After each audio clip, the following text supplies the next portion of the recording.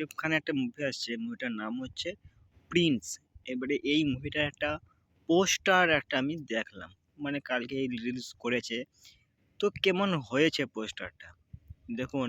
পোস্টারটা খুব সুন্দর লাগছে, শাকিব খান ব্যাক সাইড থেকে দেখাচ্ছে শাকিব খানকে, আর শাকিব খানের আশেপাশে অনেক মানুষ বন্দুক পয়েন্ট করে শাকিব খানের সমর্থনে দাঁড়িয়ে আছে, বুঝতে পারছেন তো।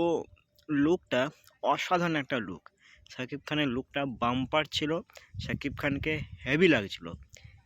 এবারে যেহেতু বাংলাদেশের একটাই হিরো, মেগাস্টার শাকিব খান, এছাড়া বাংলাদেশের আর কোনো হিরো নেই, তেমন ধরনের হিরো কিন্তু নেই, আমার চোখে পড়ে না, শুধু শাকিব খান। তো শাকিব খানকে আলাদা লেভেলের লাগছে, ঠিক আছে, আলাদা লেভেলের হিরো লাগছে। আর এরা বাংলাদেশের মানে প্রডিউসার ডাইরেক্টর শাকিব খানকে আলাদা জায়গাতে পৌঁছে নিয়ে যাওয়ার জন্য মানে অনেক কিন্তু খাটছে। ওনার তুফান দেখুন, তারপরে তাণ্ডব দেখুন, এই প্রিন্স আসছে এটা দেখবেন।